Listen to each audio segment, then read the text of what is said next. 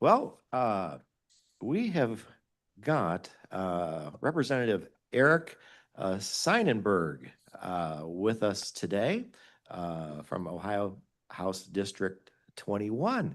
And I'd like to welcome Eric to our special governance meeting today. And Eric, do you have a few words for us? Sure. I was just meeting with Director Galucci and the government relations staff and learning all about NOACA. I already know some of it, but learning more about it. And unfortunately, I will not be able to be at next week's annual meeting, but I'm certainly going to read the last year's annual report, and I'll look for this year's annual report once that's published. And I am in my first term. District 21 is Beechwood, University Heights, South Euclid, Lyndhurst, Euclid, and a small part of Cleveland, which is the Collinwood neighborhood. And God willing, I'll be in my position for several years to come, and I look forward to working with NOACA to meet this mission that's right in front of me. Good. Strengthen regional cohesion, preserve existing infrastructure, and build a sustainable multimodal transportation system to support economic development and enhance quality of life in Northeast Ohio. I know you all know that. I was saying that for myself to come into my own Yeah, and if head. you notice that all 10 of the items that we discussed all really fit into this mission statement. We're very consistent with it as we try to carry out our duties. Yes. Thank you again for your time, and I'll leave cards here maybe if anybody wants my email and office number. Obviously, I know you all have your own reps, but I'll leave mine as well. Very good. Thank you. All right. Thank you, Eric. Thank you. Thank you for your time and Yes. for coming here today. Absolutely, and learning all about NOACA. Okay, has anyone signed in to speak today? No? Okay, thanks, Brenda. All right, then, do we have a executive director's report? We do not. All right. Any action items today? No? Okay. Well, we do have a few presentation discussion items. So we will begin today with the board meeting schedule. And Grace, you want to lead us off with that one? Yeah, actually, if it is okay with you and the committee, I kind of would like to take these three items together. They're all related, although I'll address them separately and then we can talk about them. So first, I wanted to give a little bit of a history on NOACA's formation, since we are really looking to talk about board membership, meeting schedule, and the structure of the committees. This kind of will help inform that discussion. So NOACA was formed in 1968. In 1969, it merged with Scott's, which was really another transportation planning organization that was founded in 1962. And then those two representing the same counties. So they merged. In 1976, we went from 7 counties to 5 counties. So in 1968, it was the 5 counties we have, which are Cuyahoga, Geauga, Lake, Lorain, and Medina, but we also had Summit and Portage. So Summit and Portage left in 1976.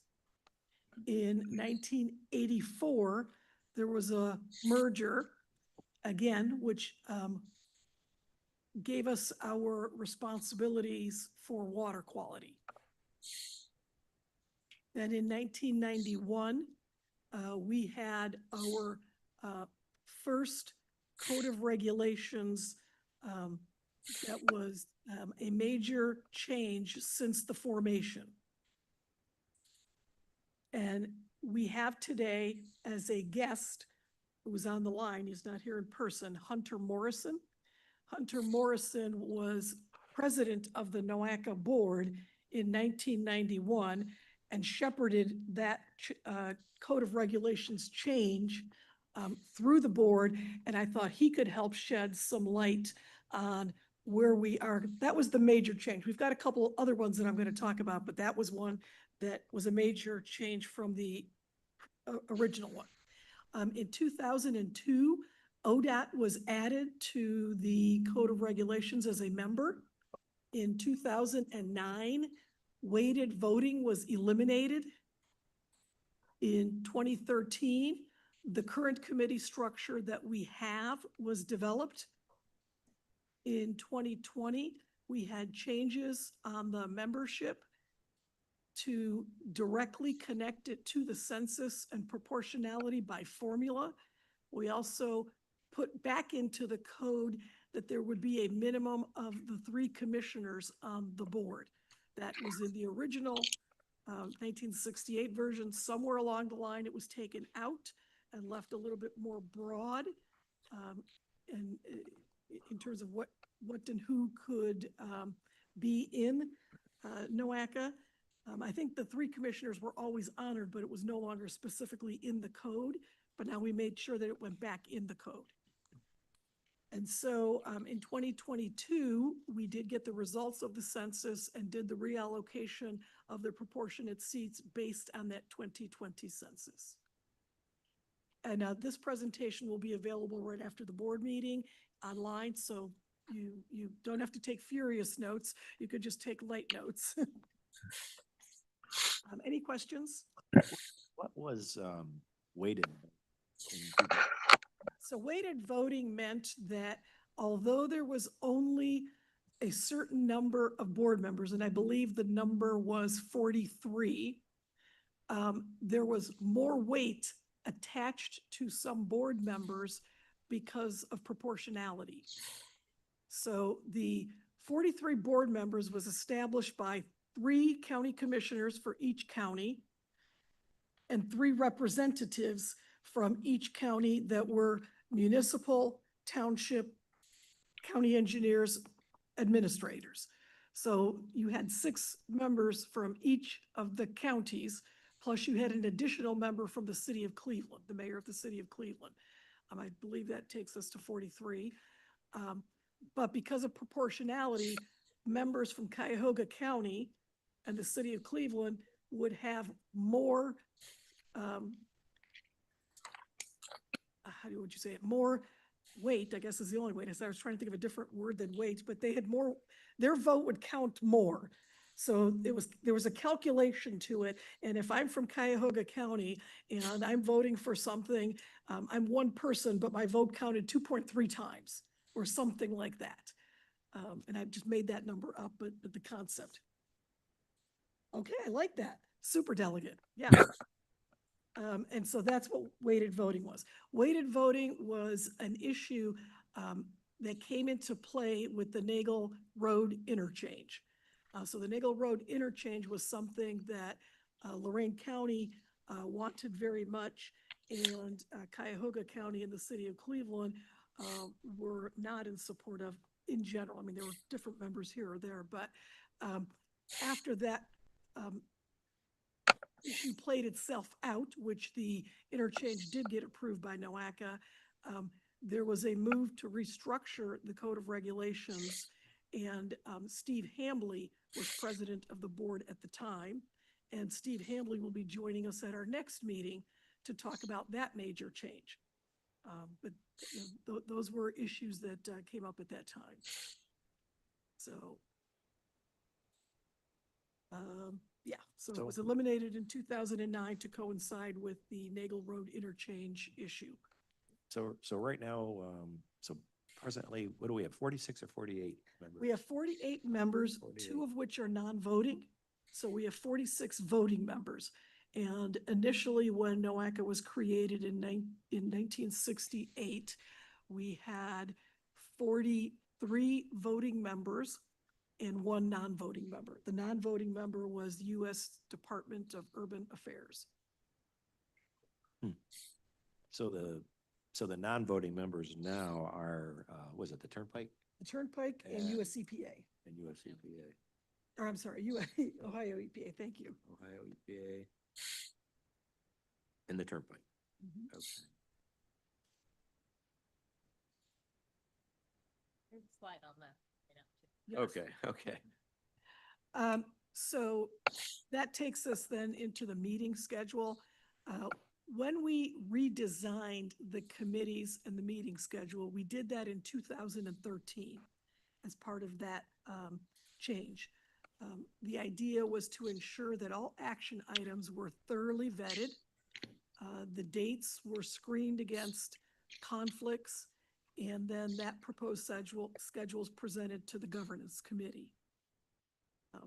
You've seen this before, and everything is organized to feed into the next committee. So councils get materials first, so ground up.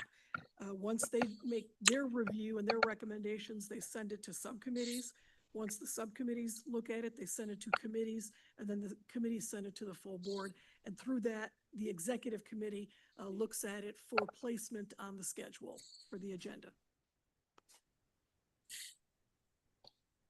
One of the main reasons that this was done in terms of coordinating a schedule of meetings and meeting once a quarter was to engage more board members. That was what we heard in 2013, was that a lot of the work was being done by staff or by a select few board members on committees, and that the overall board felt that they were rubber stamping everything. So they wanted more committees and more engagement in the work. And so this is what we ended up with. We were also at that time on a once-a-month board meeting schedule. So in 2012, we met once a month as a board. So and it could be, you know, hour and a half to 2-hour meeting. One of the things was just try and reduce the board meeting schedule to once every quarter. It's a little longer, it's 4 hours, but it could have been 6 hours if you came monthly plus all the travel time. So overall, the board felt that that was more efficient use of their time, and they felt that their alternates or their representatives could participate in the other subcommittees and councils, or even they could participate if they want, but that would be a better way to deal with their effective time. Okay. And the committee structure itself, which went along with the meeting schedule, was a result of the strategic planning process that we undertook in the fall of 2013. We determined that a code of regulations review should be conducted at that time. There was a task force that was created. It was comprised of 10 board members to review the code, particularly related to that committee structure and how to make the board operate more effectively. We contracted with the firm BVU to facilitate, who deals with nonprofit boards. That's what they specialize in. The objective was to ensure that NOACA's governance encouraged the best forum for participating in the board, being engaged, and achieving NOACA's mission. BVU did their work by conducting surveys and soliciting input from the entire board to identify what they believe to be strengths and weaknesses of the code, any areas of concern, and potential areas of improvement. So in addition to discussing the items amongst themselves and looking at best practices across a nonprofit structure, they really spoke to board members. I myself, a year prior to that, which sort of got us looking at a retreat in the first place. I went and visited every board member personally at their site and listened to what they had to say about where they thought NOACA was and where they should go. Not a little bit unlike what I'm trying to do now with my visits to each of the board members, but you know, this was a process, and it was a process to make NOACA better work for the board members. So then in 2013, there was a resolution adopted that included a new committee structure that represents this committee structure.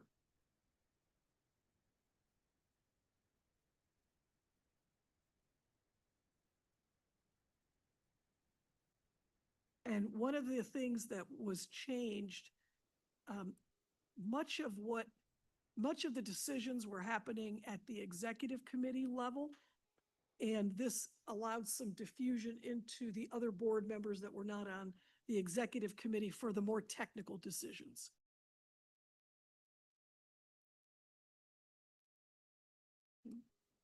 So board membership, which gets into the number of board members we have and that structure, that is based on federal requirements for MPO governance. The MPO governance is very different from MPO to MPO. There is a joke in our industry that if you have seen one MPO, you have seen one MPO. So they're very unique animals. But the federal government says the designation for representation on the board is determined by the MPO bylaws and must consider the equitable and proportional representation of the population of the metropolitan planning area. And included must be local elected officials. So they're not going to tell us whether they should be county commissioners or whether they should be mayors, but they're going to tell us there should be elected officials. Officials of public agencies responsible for administering or operating major modes of transportation.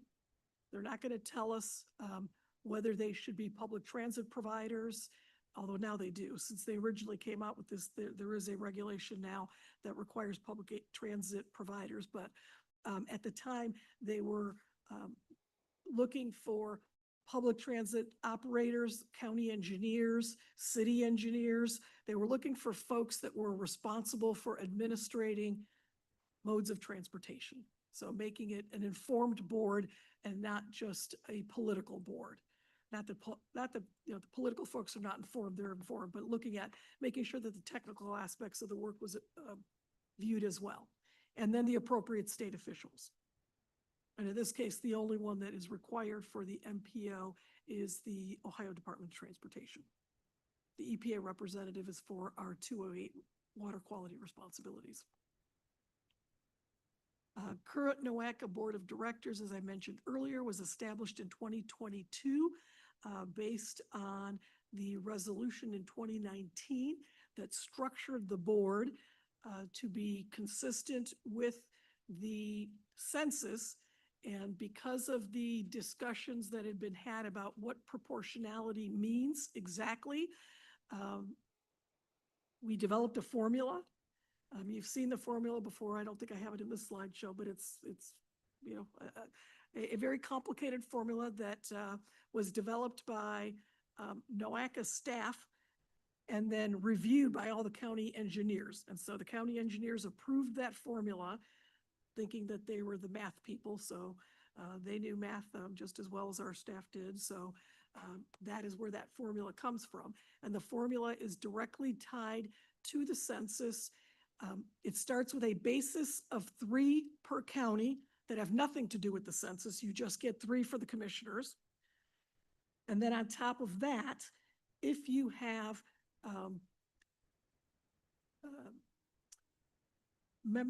population over the amount of what you would get for those 3 bases commissioners, then you would get more based on that population. And with that, I'll just show you this for a second. With that, you get this board of directors.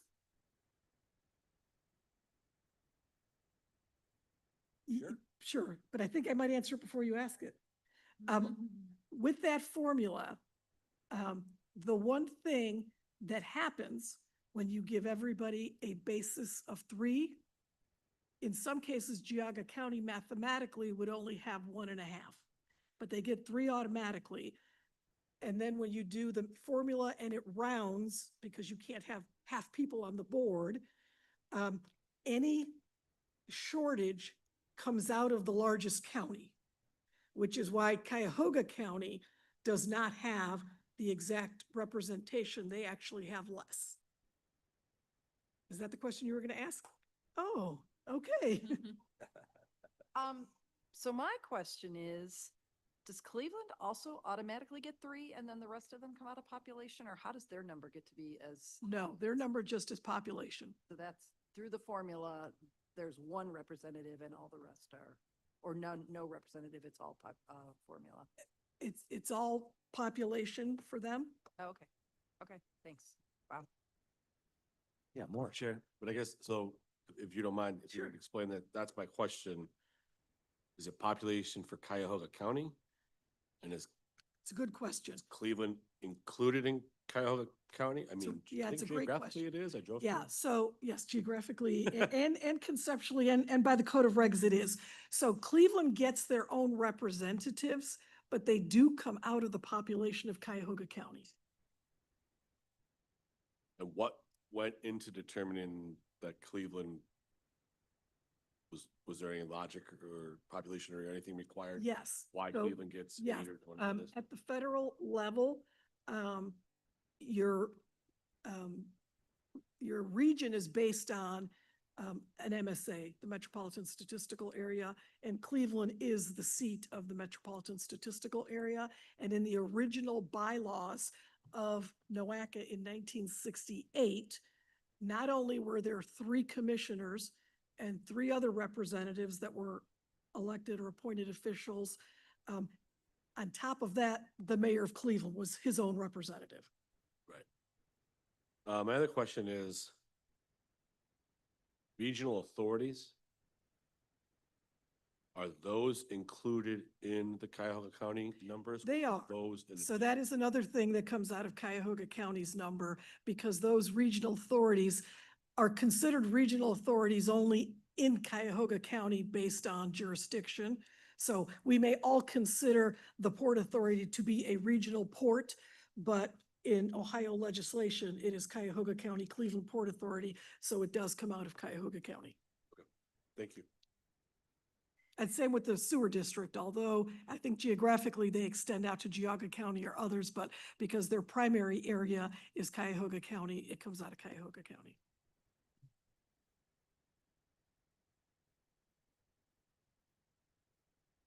Okay. Yep, Sorry. So the half people that come out of Cuyahoga County, does that add up to like 1/2 person, or is it possible that every county could take a half person, which would end up being a whole person out of Cuyahoga County? yes, the latter. So that's a lot of, But it's not that bad. I don't, I want to say it's about either slightly below 2 people or slightly above 2 people. thank you.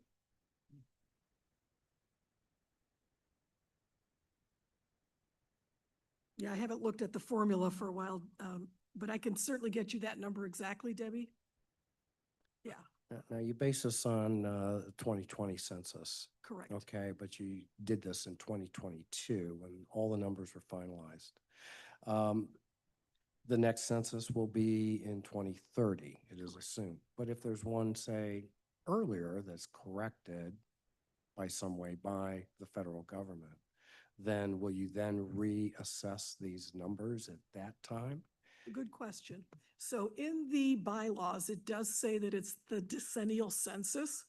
So the American Community Survey, which are annual surveys that augment the census, are not counted towards this. However, should the federal government come out with some change to the decennial census because of some error or whatever, yes, we would review that and recalculate based on that.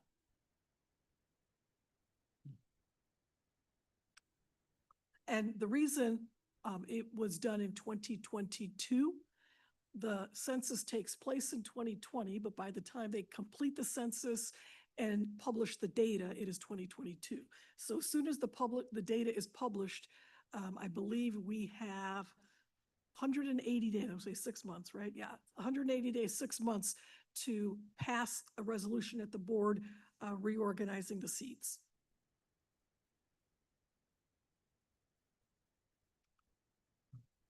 So I guess, obviously this is a special meeting to review the structure and the membership. And, we're here because of maybe, some discussion or comments, from other meetings that we've had to look at this. Has there been another proposal brought forward from anybody from the board that, of another way that this could work or work better or? It's a great question. So the current board of directors, and we just talked about this, is structured in this way. We have not received any proposals from board members, nor have staff developed any proposals to suggest how this could be done differently. And that is one of the reasons we're having the conversation, though. Even though no proposals have been put forward, some board members have suggested that there might need to be a review of these items, particularly the membership. I think at the June board meeting, Commissioner Harrison from Medina County noted during the discussion on Geauga County's change in the code for their position that he was not inclined to pass that item at his board until we had a discussion of the broader membership issues. I believe his take on it at that time was that he was concerned about the size of the board, which one of the things, because I've heard that a lot, and I was just talking to Liz before we came in here today, and I wanted to go back to the original document just to make sure I was right on this. The original document in 1968 had 44 members. So it's not like we're wildly out of control and the board has grown so deeply. I mean, at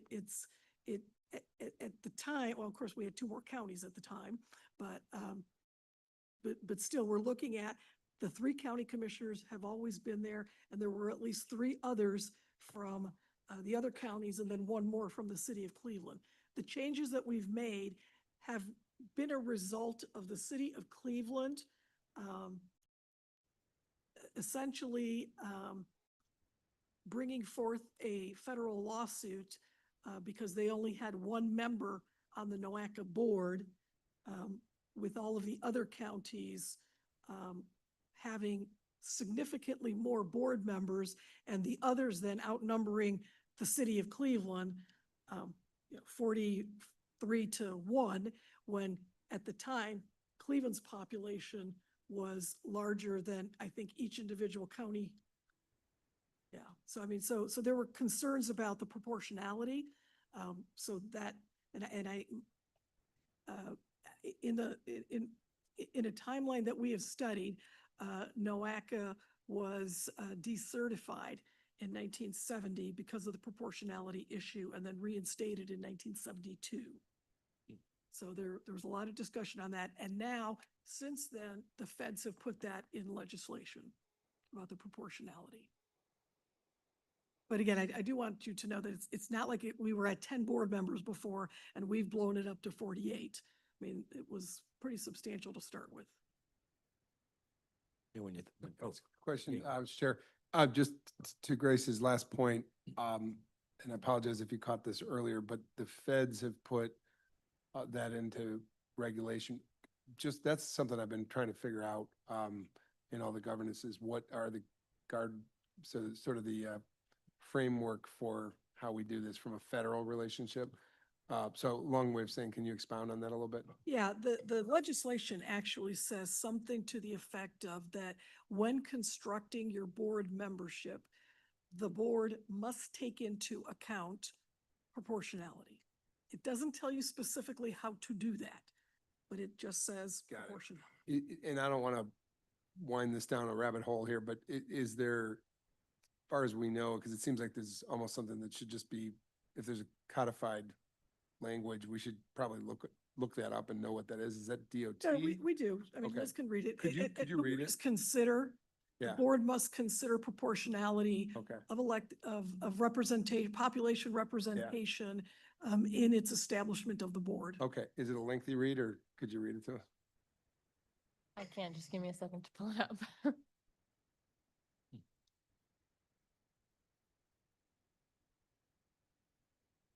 Well, and while Liz is pulling it up, and I know we have another special meeting we set in October, are we talking about the same Yeah. issue even in Exactly. October? So Okay. at the 2 meetings, Mhm. and Executive Ronayne, I think you did miss me saying that we have a special guest on the line. I heard. Oh, you Yeah. did hear that? Hello. Yeah, Director so, Morrison, where you are. you know, before we get into the discussion, which I really want us to focus on, what are the goals and objectives for any changes that we're looking for? Staff needs further direction if you want us to come up with proposals or do anything. What is the board interested in accomplishing relative to board membership, relative to committee structure, and relative to meeting schedule? And as you think about that, I will ask Hunter, as the board president in 1991, when a major change to the Code of Regulation was taken through the board.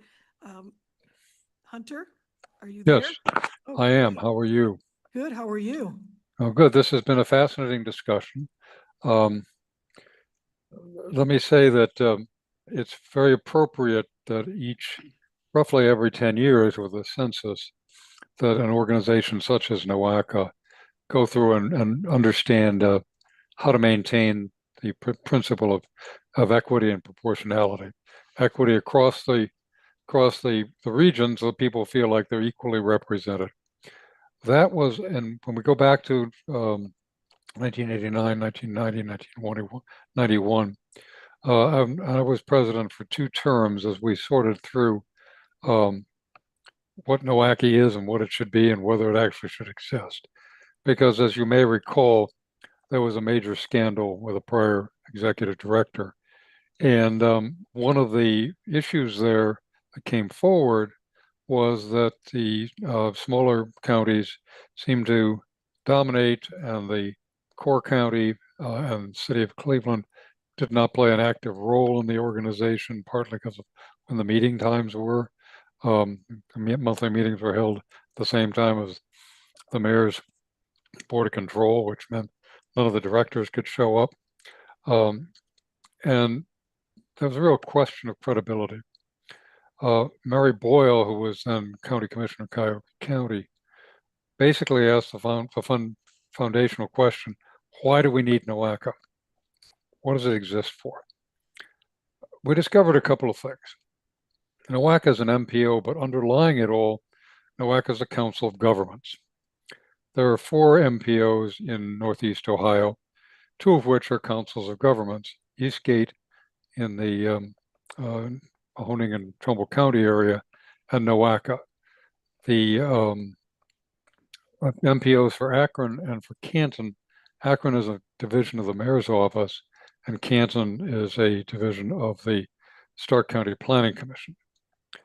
So there are 2 MPOs embedded within councils of government: Eastgate and NOACA. There's a 3rd council of government, NEFCO, which does water quality and economic development. But you and the Eastgate region are really what I would call full service metropolitan planning organizations. That meaning that you do not only transportation planning and are designated by the federal government, as we've talked about, as metropolitan planning organizations, but you also do the water quality planning, and you do now economic development planning, issuing a CEDS, or a Comprehensive Economic Development Plan, on behalf of the Economic Development Administration. Eastgate also is a division of or designee of the Appalachian Regional Commission. And what that allows you to do is to really be much more comprehensive in your thinking about how the different elements or aspects of the 5 counties work together. But it's very important, and we've seen this repeatedly, but Eastgate's a very good example, that it's very important that the members feel that they have an appropriately representational voice, appropriately based on the differences in the county population. It's also, I think, important to note that when we did the work in the early 1990s, late 80s, early 90s, we were operating off the 1980 census. And as I recall, the population of the city of Cleveland was 580,000 people, significantly lower today. The population of Cuyahoga County has also dropped, not nearly as dramatically, but it has. And the population of the more suburban counties has grown. So it's important that as each new census comes out, that there's an effort made to adjust the representation to maintain the principle of proportionality. It really came back to, as we were debating this in the 90s, sort of the one man, one vote concept that each of the counties should be represented in its population. The weighted voting question, which we talked about a little earlier, came out of the fact that at that point in time, Cuyahoga County and the city of Cleveland were really dominant in terms of population. And weighted voting was a way of not expanding the board per se, but of maintaining a potential proportionality in critical issues. It was only invoked, as I understand, once with the Nagel Road situation, and it caused far more pain than I think anybody anticipated at the time we put it in place.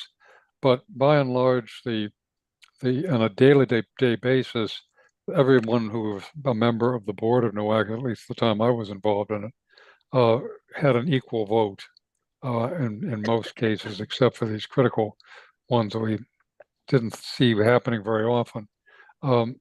The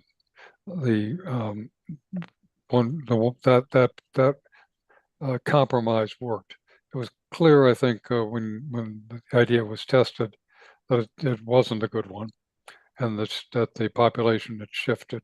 And so I think the work that was done in the about 10 years ago, it's really a masterful effort to try to recalibrate the situation. So the basic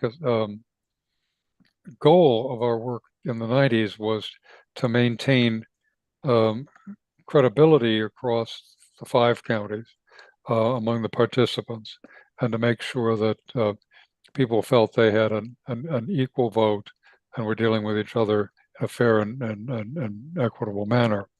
And I think you can maintain that principle going forward. Just taking a look at the board and knowing a little bit about the governance of each of the counties, I think it's a masterful effort to make sure that in the case of Cuyahoga County, you've got the representation of the largest cities. You've got the representation of the planning districts, which ties you back to the county's planning commission. In the smaller counties, again, such as Lorain, you've got the major cities in Lorain County, plus the key actors, in addition to the commissioners and county engineers. So there's been a real effort, it seems to me, to make sure that the structure of the NOACA board integrates with other planning entities and other major actors in each one of the counties. So that, again, the goal, I think, is to get good, sound decisions that are accepted across a complex 5-county region. But in closing, just my point is that you're an MPO, you're a Metropolitan Planning Organization, but you're also a Council of Governments. And as a Council of Governments, NOACA was created or recreated by the agreement of each one of the county commissioners. It's a Council of Governments of the 5 counties as represented by their county commissions to form this organization. It's voluntary. Nobody imposed it on us, but it needed to meet the test of sort of a political acceptability broadly across five counties, and I think you still have that challenge which you're addressing today. And so I think again, maintaining the principle of fairness and working together with each other and making sure that other voices within each one of the counties that have something to say about transportation planning, water quality planning, economic development are there at the table, can lend their perspective in a collegial manner. So again, congratulations on continuing the evolution of a very important organization. Thank you, Hunter. Appreciate the comments and appreciate your time today. Obviously, you're going to stay on the line in case we need to have you jump into the conversation, or if you want to jump into the conversation. And then we will have you and Steve Hamley at our next meeting. Okay. So I think this is very helpful in giving the governance committee the history and the background needed to effectively discuss what we're discussing. So thank you. You're very welcome. Oh, she's going to read the legislation. Yeah. Yes, thank you. And Liz, as you're reading the legislation, can you reference where that legislation is coming from? Yeah, so this is 23 USC 134. And it talks about the requirements of a metropolitan planning organization. And then regarding representation, this is, I think, section C 3D.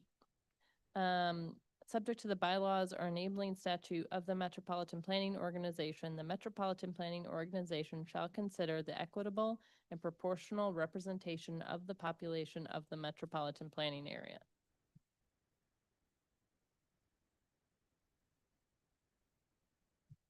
That's, I was just gonna look up 23 USC 134. What's the framing document for 20, what's the overall document we're looking at? Yeah, Federal code. United States Code. And then it's also in CFR, so Code of Federal Regulations, section 450.310.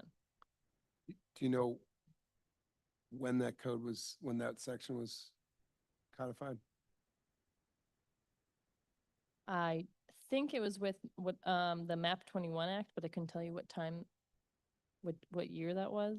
And then modified somewhat with the IIJA. Yeah, enactment of MAP 21.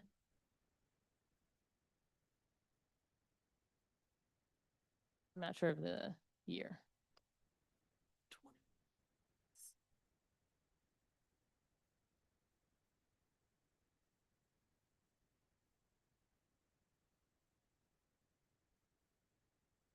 2012. It was the year 2012? Yep.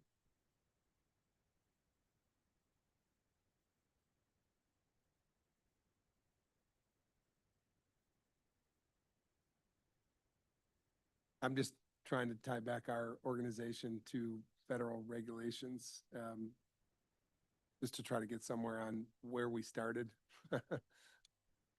Bonnie has this document that we're looking at that talks about MPOs and the overview from where, Bonnie? I'm not, seems to me the root of where we began is kind of where we have to start. Mhm. And whatever guidelines have guided us thus far. I see language that is in front of me that says MPOs are required to represent localities in all urbanized areas with populations over 50,000 persons. That would be us, right? MPOs are designated by agreement between the governor, that would be Governor DeWine, and the local governments, presumably the municipalities, counties, and townships of this region that represent the board, that together represent at least 75% of the affected population, and that we are tied to the tip as submitted to the state, that an MPO must self-certify that they have met all federal requirements. So it seems like we're meeting federal requirements, following federal requirements as we report to the state what we're doing. Right. As organized, the relationship seems to be with the governor, and that we're in a TMA, and that we have to be certified by ODOT. The reason I'm bringing all this up is kind of in the context of the legislature's legislation that has been introduced. If it finds its way to the governor for ratification, the governor is going to have to wrestle the same things we're wrestling with. Correct. Yeah. Yeah. And all of the things you're talking, the document you're looking at, I think is probably ODOT's summary of MPOs. And it takes the information directly from the code that Liz is quoting from. The code does have all of the details around what you just mentioned in the specific language. There's no coincidence that that was passed in 2012 and we had a Code of Regulations discussion in 2013. I mean, they're related. and putting together the changes that we did were to make the board more effective. Just in the spirit, and I know we're getting late here, Chair, cut me off where you want, but has anyone spoken with the governor's office about their, I mean, is anybody on staff from this organization about where they are on this? I have not. We are discussing this at the Ohio Association of Regional Councils. We just had a meeting last week. We will have a meeting next week, once it is assigned to committee. Yep. And we will make a determination as a group whether we should talk to the governor's office. I've been kind of walking in line with the rest of our MPOs in the state, knowing that I'm going to need them for this legislation. Yeah. It just strikes me that our two relations are really with the federal DOT Right. and the state Governor, DOT yeah. as through the governor's office. And I will tell you that relative to the federal government, we get certified every 4 years. We were just recertified in March of this year. So we are current. We are following all the federal guidelines, the practices. We've been certified. There were 0 findings. So we are good there. And with the state, we have a current agreement with ODOT. I don't know if they call it a certification or what they call it, but we do have that agreement currently active. Yeah, it just, to me, just in terms of overall good governance, I'm trying to understand our obligations as a conduit between federal and state. And it seems to me that we have to self-certify that we are following federal, this is where I get tripped up on the word, is it guidelines, regulations, or law, but nonetheless, that we have to self-certify that we're following federal process when we submit tips to the Correct. state. That's on us to certify that we are following federal guidelines. And that's where I think this board has to stay true to, is in that mapping of our roles and responsibilities. When do we become out of compliance? Right. Under what compositional structure to the board? Because I think the most important thing for this board is to stay within compliance, Yes. presuming there is a requirement of compliance between federal and state. There is, and to your point, we self-certify when we submit those documents, but federal US DOT does review them and approve them, and then they do come in for that certification or audit once every 4 years to ensure that you are adhering to those. Mr. Chair, so please, Commissioner. Forgive me for speaking and then walking out the door. I will make sure that I have allotted the appropriate amount of time for the other meeting on the 24th. It is not on a soccer night, so therefore I should be okay. Just real quick on committee structure and presentations, I think the only thing, my personal opinion is, and I support the committee structure. There's a lot of them, yeah, but I think that's where all the work gets done, and I'm no issues there. The only question I would have is at the full board meetings.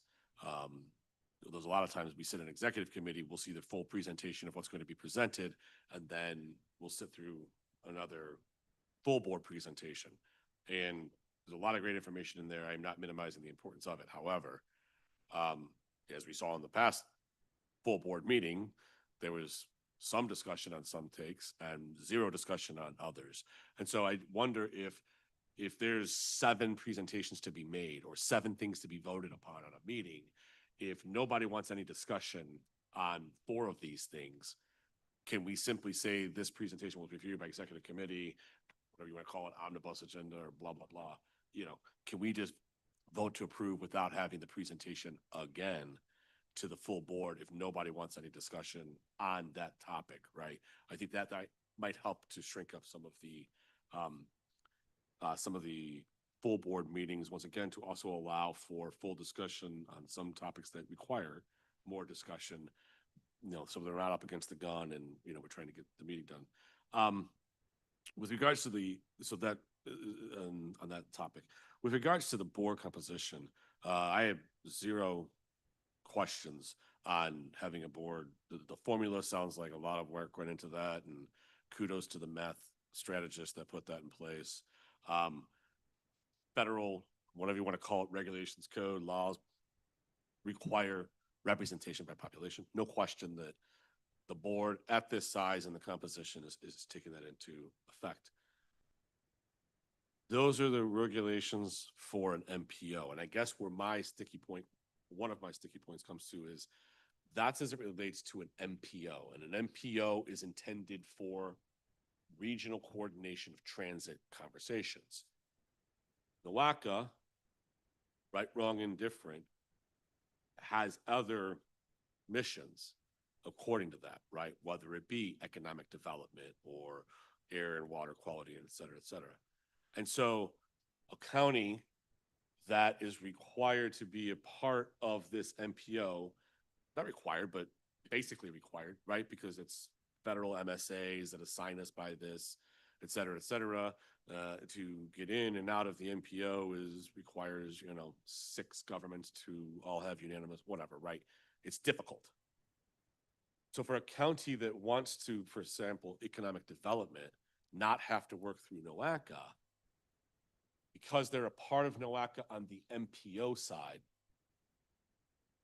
we're then, let's say, locked. I don't think it's not that evil, but effectively we're required to be a part of NOACA because of MPO, but the mission of the organization is not just MPO.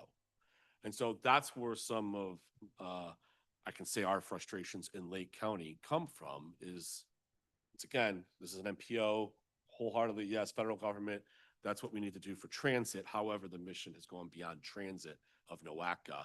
And that requirement of board composition for an MPO is now potentially impacting harmfully our county's autonomy, if you will, or ability to make decisions in other areas outside of transportation. Which brings me to the motion I made, which, first of all, is a whole other conversation that goes back to whether it be state or federal legislation, which I didn't run for state or federal office. I ran for county office, so I'm just voicing my concerns there. In a different area, the motion that I made last time we had a meeting, once again, I'm not arguing with 46 board members, 2 non-voting, population representation, appropriate proportionality there. I'm just saying that if Lake County is given 5 seats, I would like Lake County commissioners to be able to determine who those 5 individuals are. And that may change from time to time, but that way it gives a county the autonomy to select, once again, transit I think is required. We have a wonderful transit organization, Lake Tran.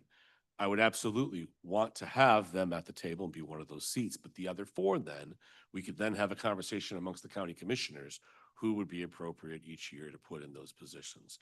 That's what that motion was, because as we're seeing, Geauga County has put up a change to their composition as a county, which now, according to our code of regulations, has to be ratified by every other county.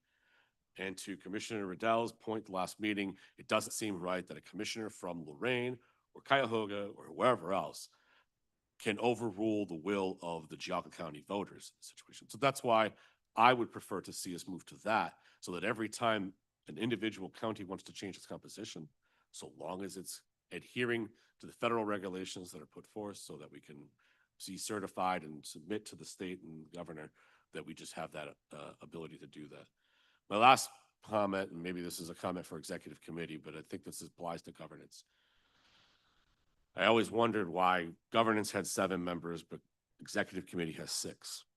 And as I read back, and this might be a question for our legal, as I read back on the composition of the executive committee, it is the officers, chair, vice chair, secretary, treasurer.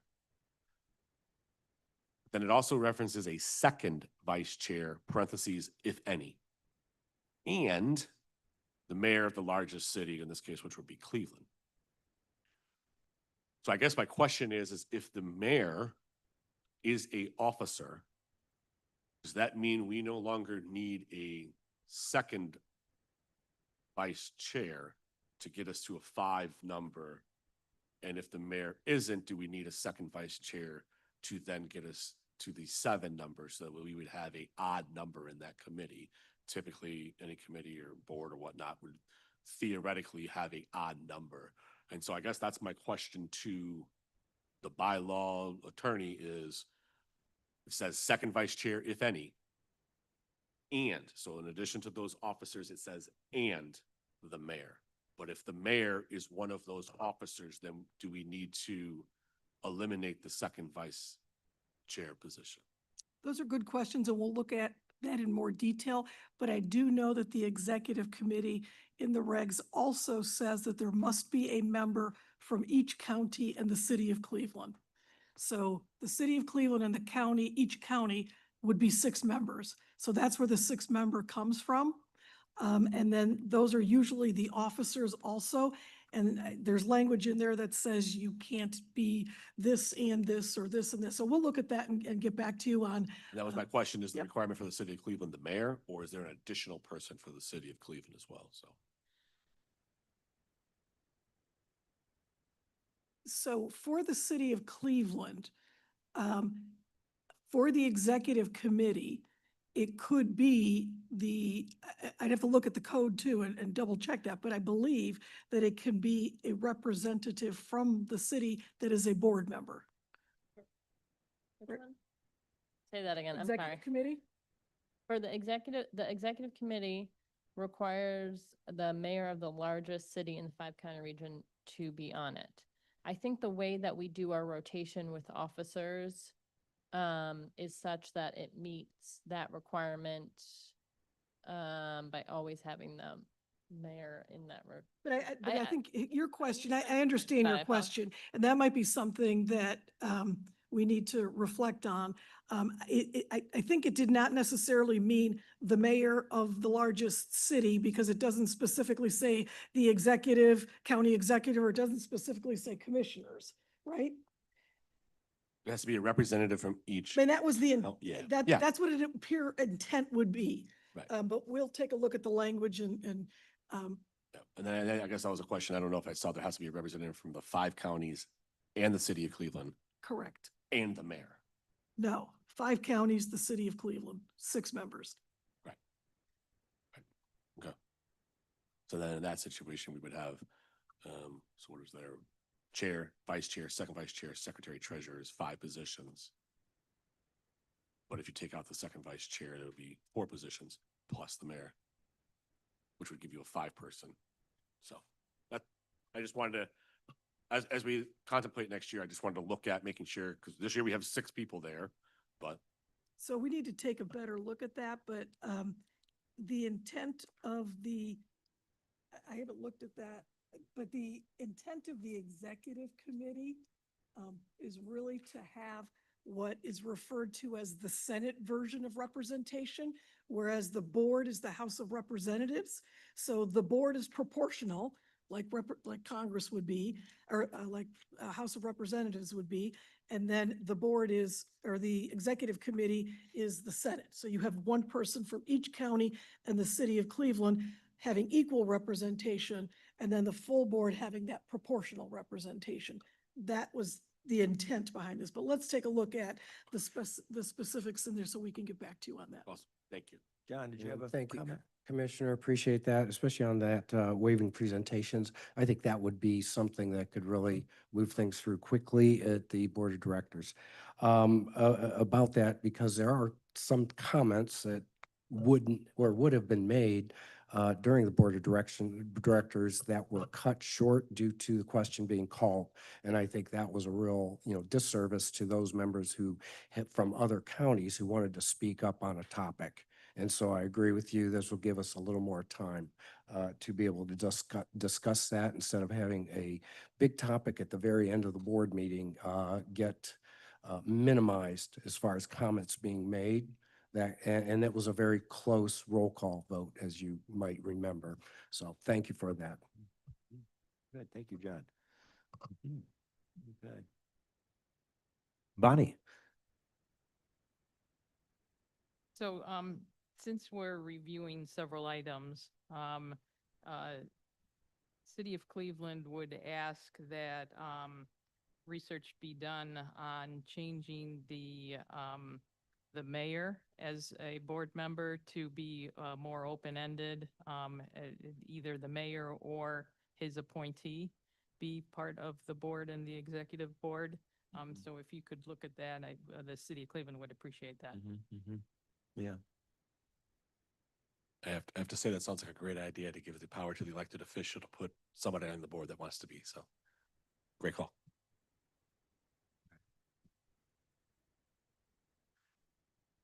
Okay. Anyone else have thoughts or comments? Looks like we're going to discuss this more at our meeting in October with We are. Commissioner Hambley, and then Hunter Morrison's going to come back also? Yes, they'll both Okay. come back.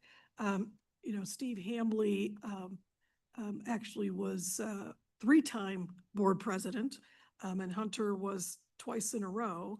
So, and both during the changes of important components of our code of regulations. So was able to find them, and they were gracious enough to participate in, so we will hear from them again. I would, however, like to get to answering some of these questions or getting a discussion on this, because I think we still have time in our meeting, right? Oh, today? Yeah. Oh, absolutely. Sure. Right. Yeah. Debbie? It's just one more question. Could we also just, I want to still better understand that half person lost thing. Because again, if we're truly supposed to be represented by population. and, Debbie, I'm sorry, could you make sure you're speaking into the Sorry, mic yeah. for the benefit?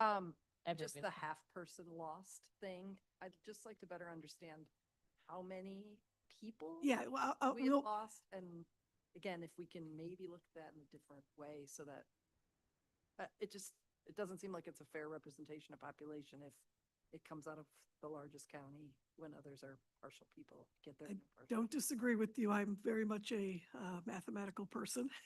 Don't disagree with you. But yes, we'll get you the specifics on that. And then I will, we can look at how to rectify some of the things that you've all brought up. Maybe what I will also do is bring out of the dustbin, I have pages of code of regulation changes that have been recommended to the board that did not pass.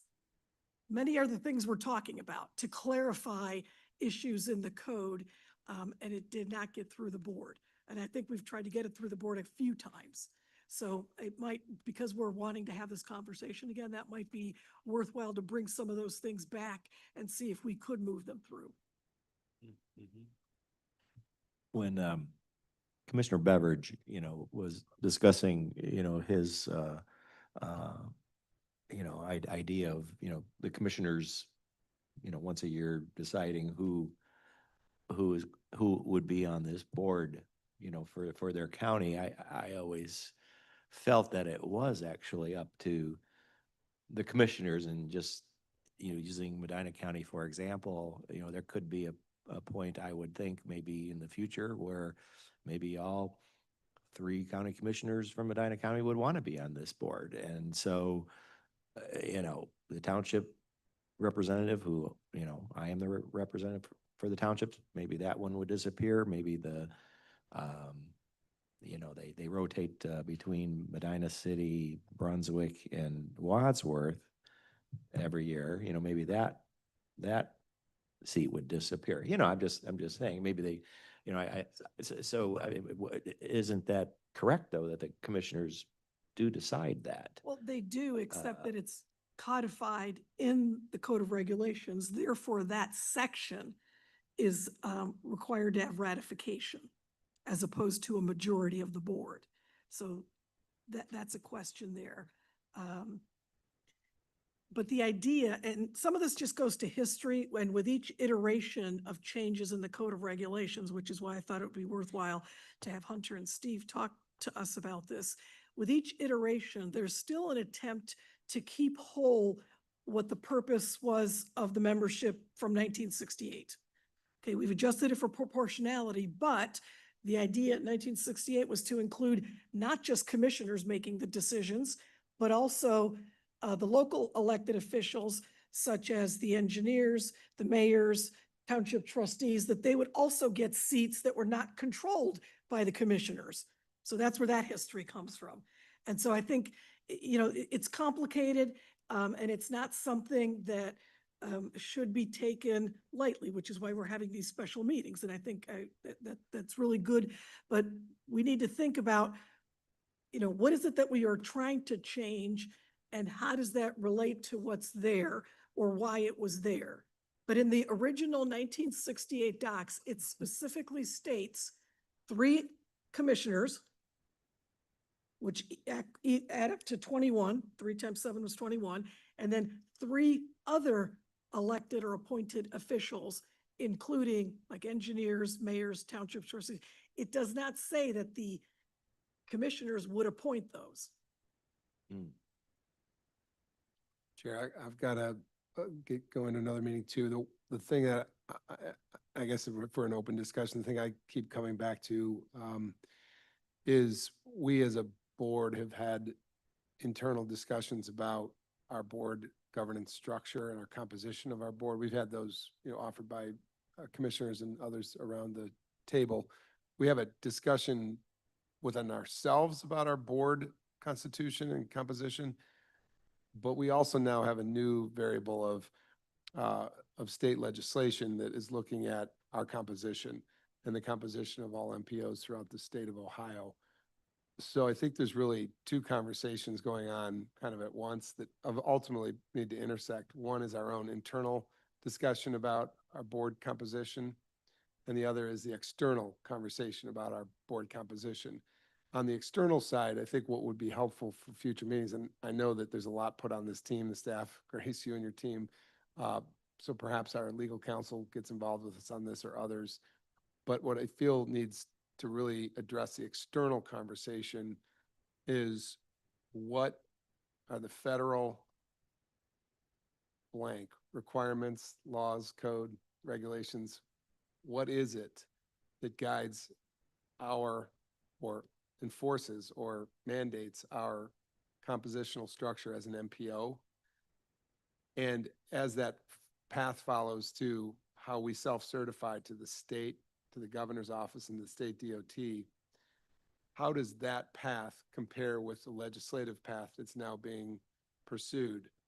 That's the external conversation going on as promulgated by a state representative here in the state of Ohio that would affect all MPOs. What I want to understand is the federal and state dynamics, because NOACA sits in the middle of the 2. And I think, to me, that's very important as chair and as your successor in the governance seat next year. Are we or are we not asked to comply? And if asked to comply, does pending state legislation potentially put us out of compliance? That's kind of a question I want to kind of further research and really understand the federal framework that compels us and how that federal framework that compels us affects how we self-report to the state. I think it's really important because right now legislation has been introduced that suggests that no county will have any more votes than another county. And that's just in the legislation as introduced. The question is that in compliance with federal guides and federal rules and regs? And does that put us as an MPO out of compliance? And who trumps who? I think that's a question we've got to really wrestle down. Will state legislation potentially be violative of federal code? The answer, as the administrator, who spent a significant amount of time with my colleagues discussing the issue, the answer is yes. It could put us in non-compliance and could jeopardize our certification. Absolutely. I think as much as that can be reviewed and documented right down to the codes that guide us will be helpful in this discussion with the state legislators, because ultimately it'd be nice to get to a dialogue about where are we going with this and are we going to be out of compliance? That's a good suggestion. As I mentioned to you, and I'll mention it to everybody, last week I was at the Association Metropolitan Planning Organizations, and I did have a meeting with their executive director and asked for assistance on this issue with the state legislation, and they will prepare something for me that addresses this issue. Okay. And I thanks for think we sharing can that make with us. sure that that would be Yeah. one more thing that we put into the portfolio of information we can send down to Columbus. Thank you. Thank you. Thanks, everybody. Yeah, good point. Thank you. All right. Other thoughts? Mr. Gall? Well, certainly Lorraine County has a mix, no doubt, and we have a county commissioner with a county engineer filling that spot uh, from some agreement made many years ago. I'm not sure when, although our representative there is past president, so that makes it very nice. But yeah, having, as the commissioner here mentioned about Commissioner Riddell's and his comments from the last meeting that they held, yeah, he's pretty firm on, and I am also, that Lorraine County should be able to handle Lorraine County and what we assign. Now, we have the two county commissioners and the county engineer, and those are our assignments for that. Whereas the city of Lorraine, Elyria, municipal representative, township representatives are all based on who they select, their organizations select. So they still have the autonomy individually for selecting those people. The elected officials, is my understanding, they're automatically, once they're elected, they're going to be a member on the board. So anyhow, that it just takes away from having the commissioners to have to, certify them annually. Is that correct? If I'm understanding what you're saying, are you suggesting that rather than the current way, which is the commissioners control the 3 commissioner seats and can apportion them how they want, but then the municipalities and, 2 of them have their own seats, and one of them is the municipal or the township rep. And those are, I think that's elected by their board or their Yeah, the Township Their association. Association does that. The the other Mayor's municipal, Association Mayor's for the Association municipal one. also. Are you suggesting similar to Commissioner Beveridge, that all 7 of them should be allocated by the commissioners? I don't believe that's what we would Okay, even that isn't- consider. We you're- do you're- ours and they do theirs. Okay, so you are They good with, are, yes, they are members of NOACA based on their positional correct. Okay, within that, with the exception of the county commissioner, county engineer, got it. which would be the only one, so. Okay. And he's an elected official also as far as the engineer, so. Okay, And thank you. again, Mr. Gall, thank you very much for that clarification. The Lorraine County membership is a nice example of what that original 1968 agreement was trying to achieve in terms of representation, Mhm. in terms of the diversity of representation. Bonnie, did you have a comment?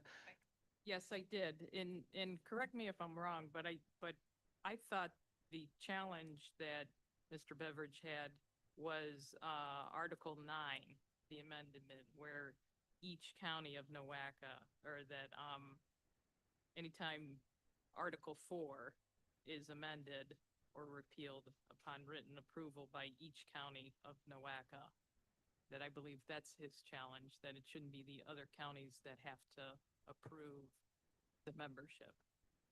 But I think it's more than, it is that, but it's more than that. Yeah. He doesn't think the board should have Correct. the ability to control that either, that the county commissioner should control all of the seats Right. in the county. Right. I mean, Mhm. it was just 2 years ago that we had an issue at the city of Cleveland. And so that had to go through all the counties for approval. I remember And that was just one of those things. I don't think there was any issue with that one. But for some reason, at this time, there's something happened and it could have been, we're going to take a mulligan and, Yeah. look at it again. So, It was changed in 2012 by the prior mayor and went through the process. And so then it had to be undone by the current mayor through that same process. I do think that there's probably different ways to handle things such as position or title changes, kind of what you're suggesting, Bonnie, in a way that doesn't require ratification, or even what Geauga County is asking for. Those are the 3 seats that are controlled by the commissioners. You should be able to modify those as you wish and not have to go through a more bureaucratic or difficult administrative process. So I think that we can try to deal with, yeah.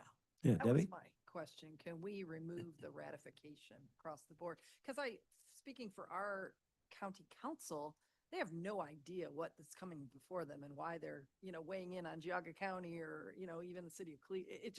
It makes no sense to them. So, and I think that's what others are facing too, that aren't sitting Yeah, around this table. And Steve Hamley will, I've talked to him about the ratification. He'll address that and articulate a little bit better as to why ratification was put in there and why it's important.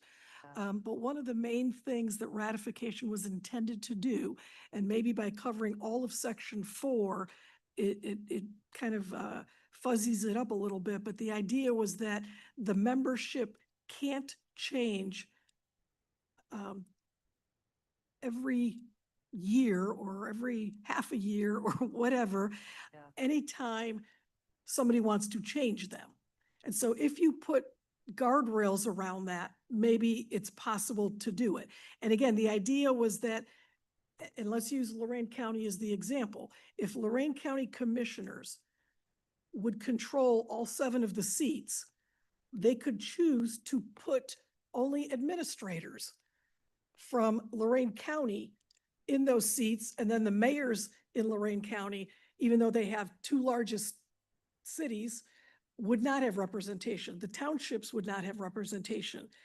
And so if the commissioners control all of them, which is why the original bylaws had the commissioner controlling their 3 seats, but not the others. So if we say something to that, I mean, you can come up with language, lawyers have lots of language that they could use to be able to say, your 3 commissioner seats, you should be able to change on your own and you don't need ratification. Certain seats require ratification. Or if the overall balance is out of representation, then it requires ratification, or something to that effect where a simple change from one commissioner to an engineer should be something simple that could go through, and the commissioners, it's their seat, they should be able to do that. And maybe, place it at a time, say January 1st would be the only day you can have this done. It has to be done prior to the start of the next year. And something like that. That gives you plenty of time to make things happen. You can have your meetings in your counties in December and take care of the business you need to take care of for the next year. If you're going to make that change, say from county commissioner to engineer, it's just a thought. Yeah, no, that's good. Mhm. And it's my understanding from Commissioner Hambley that ratification now only applies to section 4, which is the membership, but it used to apply to the whole document. So this is actually ratification light.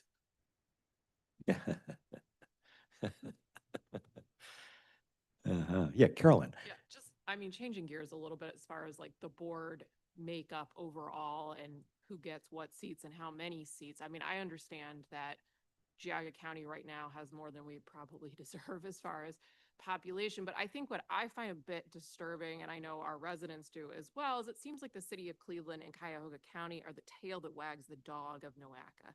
And we saw that with the Climate Action Plan. All the outer counties voted no on it. Guess what? It still passed because Cuyahoga County and the city of Cleveland have all the power. And I find that a bit concerning.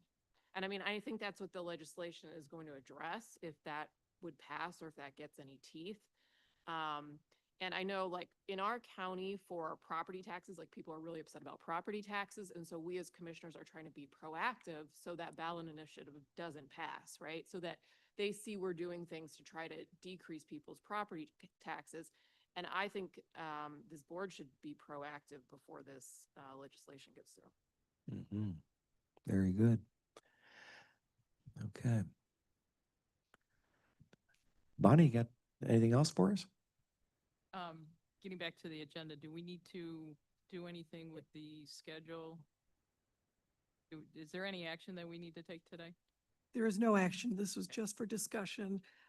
You know, one of the things that I have been thinking about in terms of how to address, Commissioner Brackey, your concern, as well as what I heard from Commissioner Beveridge and some of the others, is maybe the board is broken up into several boards, where you have one board for the MPO transportation, and then one board for the other things like economic development, climate action, any of those other things that are not MPO transportation.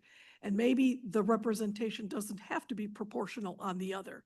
So that's just an idea that we can toss around and think about. Is there a way to structure this maybe that can address all of the concerns?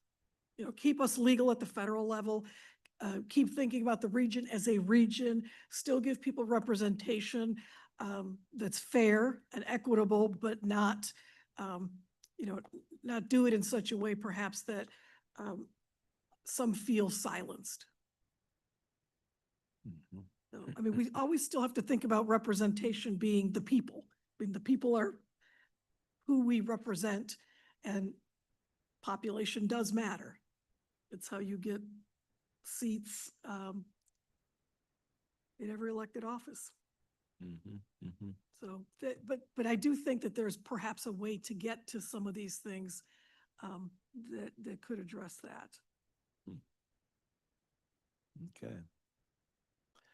All right, I would love to see the math on the half members for each of We'll the. send that out to everybody. Thank you.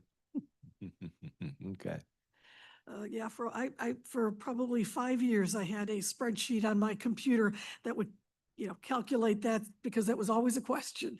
I've been able to put it away since 2020, since 2019 or 2022, depending on how you want to look at the detail. Be happy to brush that off and bring it back out. Okay, all right, well, any other comments on the schedule, structure, or membership for today? So Grace, this next, it says next regular meeting, this is the next special Special meeting. meeting, So next yes. special meeting Yeah. that will, Next regular this- special meeting. we'll pick this up again with a few of the other guests then. So that'll be Friday, October 24th. Okay. But again, before you do that, I think I understand very clearly, based on today's discussion, what we're looking for in board membership, where we've got the population and the equity almost sometimes fighting each other. Committee structure, I think what I'm hearing is we're kind of okay with committee structure.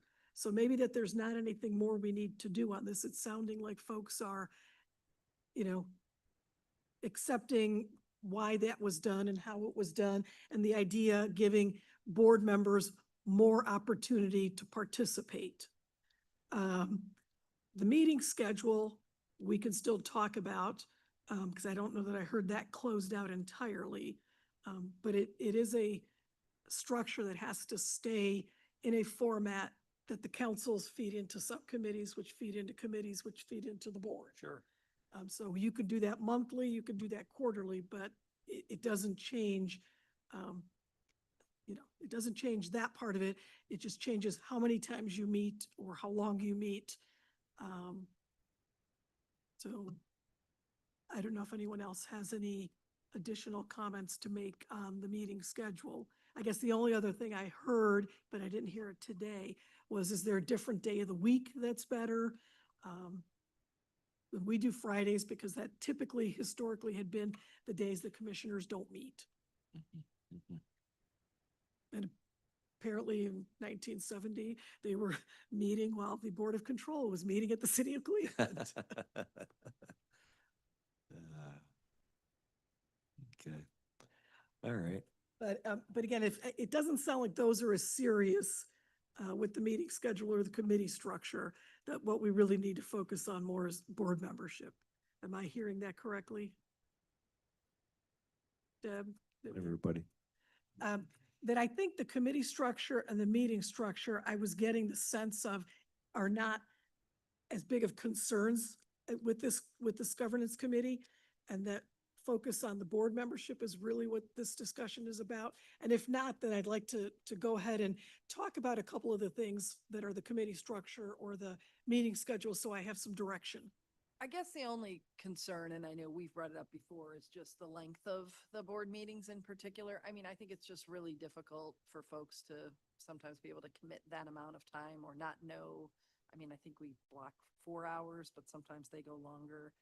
I don't know a better answer though, other than meeting more frequently. And then that obviously has to readjust all the committees feed into that. So I wouldn't want to suggest twice as many meetings of every committee and the board. So I don't have a good answer. Yeah. So I don't know if there's anything that can be done to the I mean, agenda. again, the way I sort of look at it, which I'm looking at it the way the board looked at it in 2013 and communicated that to me. They wanted to come to downtown less. Yes, I Because there get was a lot of travel, particularly from the outer counties into downtown. So rather than every month, let's come down once a quarter. Yeah. And at that time, the meetings could be up to 2 hours long, which every month, over the 3-month time period is 6 hours. We shortened them to 4 hours. So we actually, from 2013 or from 2012, did shorten those meetings. So you kind of have to look at it that way, that it would be more cumbersome time-wise for people to come monthly. So can we make the agenda better? We can. The one thing that I've hesitated, again, thinking back to my charge at the time, and if my charge is different now, then I will change the way I'm thinking about this. But my charge at the time was that the board did not want to be a rubber stamp. Mhm. I get And that, so they wanted to have discussion at the board meetings. right? They didn't want to come in, say yes to everything and leave. I had board members tell me that they would have contests about whether or not and at the meters outside, whether they could put their quarters in the meter and make it out of the board meeting, because all they were doing was rubber stamping stuff. So they were passing a lot of stuff. There was a lot of legislation, but they really didn't know that much about what they were passing. So I hear that, but I hear some different demands now. So I'm going to process those demands and see if there's not a different way to address all of these things to make it more efficient. So the meeting won't go as long. I mean, I've tried to say we could do it in 3 hours. I mean, I'm saying I think we could do 9 to 12 or 10 to 1. It'd be great if it was 3 hours, I think. It would. And so I need to think about that a little bit more. And maybe that means that some of the things, board members have to trust that the committees handled those, and that the board members who are on those committees speak on behalf of those items at the board meeting. And maybe that would give a stronger sense of acceptance. So there are things that we've been talking about that we'll try and delineate. So can I ask a question of the group? Is it a worthwhile exercise to look at what 6 board meetings, like every other month, would look at and how the committees would fold up to that? Or is that just something that doesn't work for other people? I mean, we're coming from downtown, so, getting here is not our problem. But if other Yeah. people are like, no, forget that, there's no way we want to be here more frequently, then I don't want to waste your time. Okay. Yeah, That's yeah. fair. No, that's fair. Yeah. That's totally fair. No, yeah, personally, I think for the outer lying counties, the quarterly meetings, I think are pretty good. That's what I think. There's so much information at a board of directors meeting. I mean, by the time I'm done, my brain is spinning, really. Meetings would help you digest that a little bit more and be able to deal with those. Right. time. But again, It- I'm just What asking. is that in every meeting is 2 hours, whether it's 5 minutes here or 2 hours. Right, for It's all an your hour, travel. hour in, hour Yeah, back. fair. Yeah. Oh, that's fair. Yeah. Okay, so it's not even Cost of worth it. mobilization. And I think it's such a moving target as far as, is it going to be a 3-hour meeting or 4-hour meeting? Because we don't know how many guests have signed in to speak, and we could spend an hour talking about, the Boston Road interchange, and we have no control, I don't think, I mean, we can control how long they speak, but are you going to have 5 people talking about it? Or you're going to have 15 people talking about it? It's a tough thing. So, yeah, Carolyn? One thing we do with public comment is we limit, for our commissioner meetings, we limit how long individual people can talk, and we limit the extent of the public comment period. So you can, each person can talk 3 minutes and it goes up to 30 minutes unless we've moved to extend, and that's a way to keep things. Sure. clicking on. Yep, yep. And I believe a couple of years ago, we talked about that and we did. we We came passed up with the 3 and 30. I think it's 2 2 and minutes 30. for 1 hour. Okay. So. And that was, and now that was addressing a situation where we had literally a line out the door of NOACA to talk about things. And so they didn't have enough time at that. I mean, it was, so we came up with that, but we've not used the entire hour much at all since we implemented it. Because I think we used to have 3 minutes for half an hour. So then we expanded that to 2 minutes to an hour. Certainly to give people time to, speak on topics that are, that they need to talk about.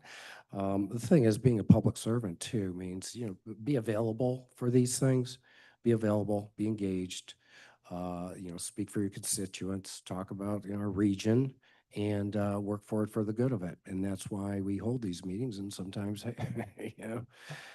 thanks for lunch. You provide it. That gets me to dinner. So you got me until 6 o'clock. So thank By the you. way, lunch was added when the meeting was lengthened. There was no lunch when they were once a month.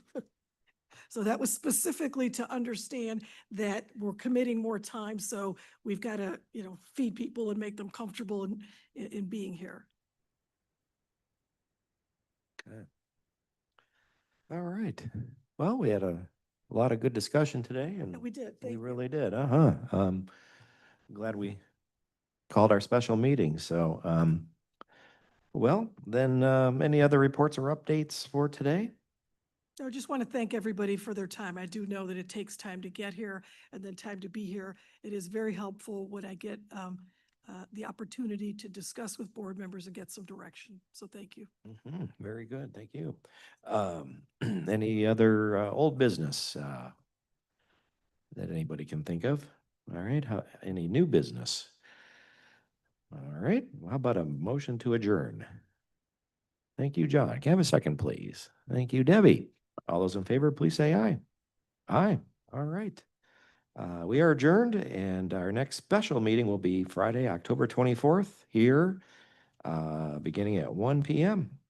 All right. Thanks for coming up today.